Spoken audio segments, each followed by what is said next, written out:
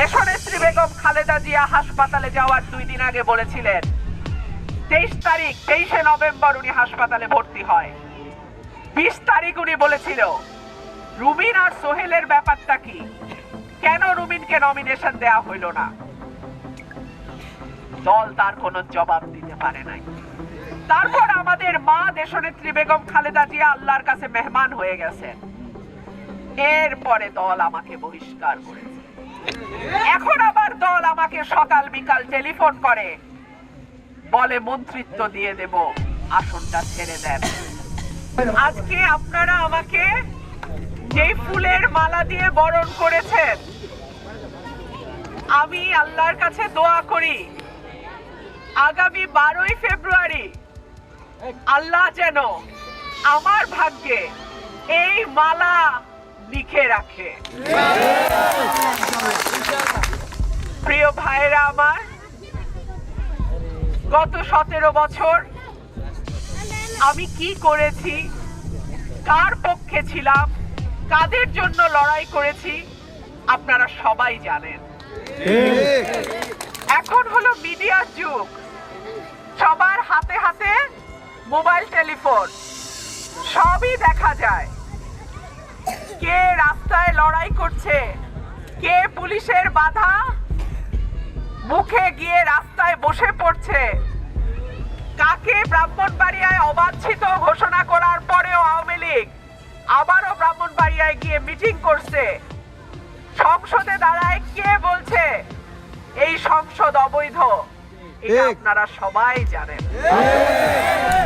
আমি এই কথা বলবো না, শুধু একটা কষ্টের কথা বলি। যাদের জন্য আমি এই লড়াইটা করেছি, আমার প্রাণের দল, যে দলের হাত ধরে আমার রাজনীতিতে আসা, আমার নেতা 3 বারের প্রধানমন্ত্রী দেশনেত্রী বেগম খালেদা জিয়া। বেগম খালেদা জিয়া আমাকে এই রাজনীতিতে নিয়ে আসছে। বেগম খালেদা জিয়ার ভালোবাসায়, আশ্রয়ে, সহযোগিতায় আমি এতদূর আসছি। আমার মা যেদিন মারা গেছেন সেই দিন আমি বহিষ্কার হয়েছি। আমার মা জীবিত থাকা অবস্থায় আমাকে বহিষ্কার করা যায় নাই। আমার মা দেশনেত্রী বেগম খালেদা জিয়া হাসপাতালে যাওয়ার 2 দিন আগে বলেছিলেন 23 নভেম্বর উনি হাসপাতালে ভর্তি হয়। 20 তারিখ উনি বলেছিল রুমিন আর সোহেলের ব্যাপারটা কি, কেন রুমিনকে নমিনেশন দেয়া হইল না। দল তার কোনো জবাব দিতে পারে নাই। তারপর আমাদের মা দেশনেত্রী বেগম খালেদা জিয়া আল্লাহর কাছে মেহমান হয়ে গেছেন।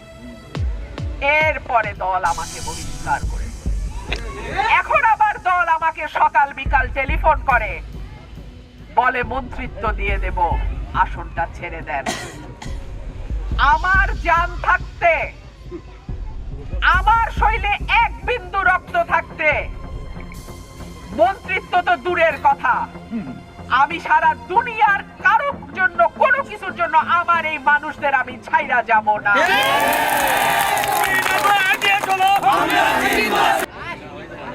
জয় এবং পরাজয় নির্ধারিত হয় উপরে। জয় পরাজয়ের ফয়সালা করেন মহান আল্লাহ, কিন্তু আপনারা উসিলা।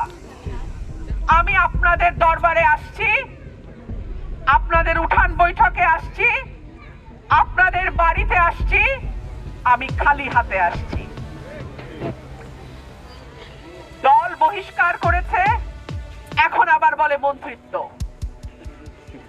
আমি কোনোটাতেই আমার এলাকার মানুষরে ফালাইয়া দিয়া যাব না। আমার প্রিয় ভাইরা, স্বাধীনতার 55 বছর, অনেক বছর পার হয়ে গেছে।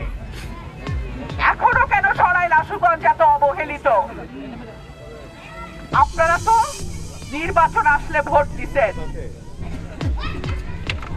18 সালের নির্বাচনে যখন পুরা বাংলাদেশে দিনের ভোট রাতে হয়েছে, তখনও তো আপনারা কেন্দ্র কেন্দ্র থেকে পাহারা দিয়ে ভোট আগলায় রাখছেন, তাই না?